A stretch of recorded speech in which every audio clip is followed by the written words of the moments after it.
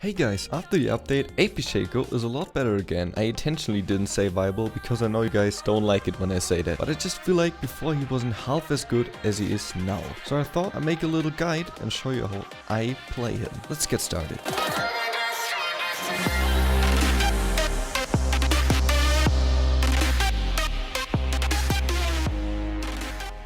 Something to notice, if you're looking for something to just win games, you should probably play something like Malsa, Brand, Tankfist and so on. This build and playstyle can work to an extent where you can be in a carry position, but it takes a lot of effort and also skill, I would say, to make it work. So why should I play it this way? Fun is the simple answer. So let's start off with the laning phase. You can play Shaco everywhere, but this guide is for the top and mid lane. In most of the scenarios, you're not going to be able to play aggressive at all, because most of the laners simply outtrade you. Still, there are several ways to kill someone on your lane. The first one is to just poke them down by spamming your E and eventually killing them with a final E ignite. This one rarely happens though. The most satisfying way of killing someone is when someone jumps into your Illuminati triangle box trap. This is your biggest kill potential in the early game. When you have 4 boxes stacked, for example, you can even kill the jungler and the laner if you just do it right. Baiting with low life is the easiest way to get someone to walk into these traps.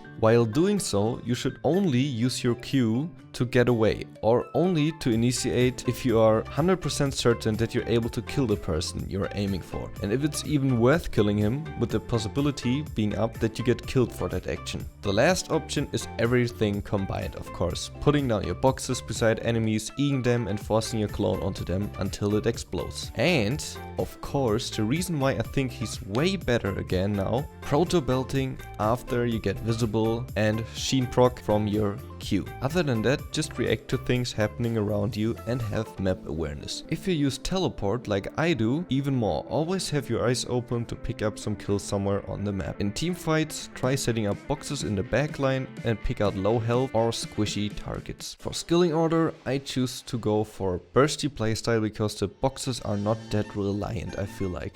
So I skill E the most, followed by the W. Now that we're done with the general playstyle, let's move over to the build. It took me some time to figure out the build that worked for me, but I think I got a good combination with runes, masteries and the build. One of my goals was to get close to 40% cooldown reduction at least in the late game, but that's just what I wanted, so feel free to make changes. The first item I always get is Corrupting Potion, because you will probably never have lane dominance. If you really feel like you might have the dominance, then you can go something like Doran's Ring, but that really rarely happens. And Corrupting Potion helps you to sustain on lane and farm more properly to get your items. Now the next item was really hard to define. I tried out more Lonicons, which worked out okay-ish, but I think it's probably better if you're playing support Shaco. Another item I tried was the Hextech GLP, the little gun, which kinda combines Hextech with a lot of H's, I feel like. But then I couldn't put Proto Belt in it anymore. The item I ended up buying was Rod of Ages. With the new passive of Catalyst of Aeons, you have so much sustain on lane combined with the Corrupting Potion. Building this out first doesn't give you a lot of damage, but will help you to scale, and I just feel like it's more balanced. And if you get someone in your traps in the early game, you don't even need that much AP to burst them down. If they're in the trap, they're mostly dead.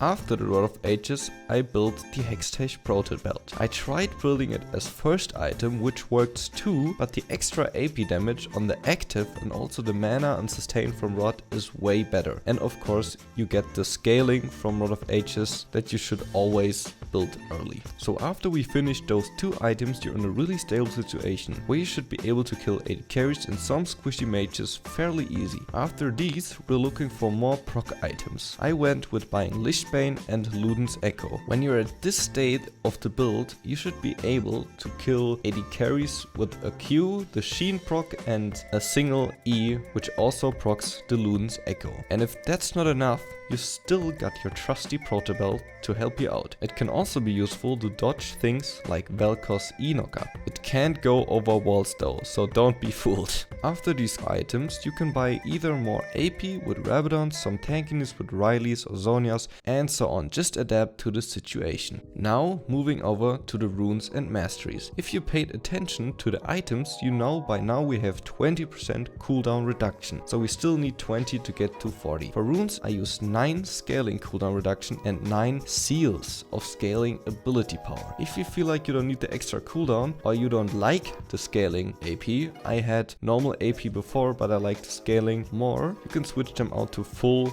ability power as well, which helps you out in the early game tremendously, but I like it more this way. For Quintessences, I took 3 ability power. Now to the marks. This might sound strange, but here I take 9 AD marks to farm better and to do some damage in between the E's. So now we got 35% cooldown reduction. Let's get the last 5% from the masteries. Starting off at the ferocity tree, you could pretty much tick every option here, but I'm gonna tell you what I took. In the first section I took fury over sorcery for the orders in between and better farming. On the next one I was thinking about taking feast but ended up with double-edged sword. Then vampirism. Combined with a new rod, you heal quite a lot. Wow, I didn't realize that rhymed while writing the script. Amazing. And the AP is not worth it in my opinion. In the last one I took bounty hunter, cause I'm trying to get more damage even though we can proc oppressor with most of our skills. In the cunning tree I took pretty standard stuff. The only thing I want to note is that I took intelligence, which allows us to get 40% cooldown in late game and also 45% with a blue buff. I thought about picking Storm Raider,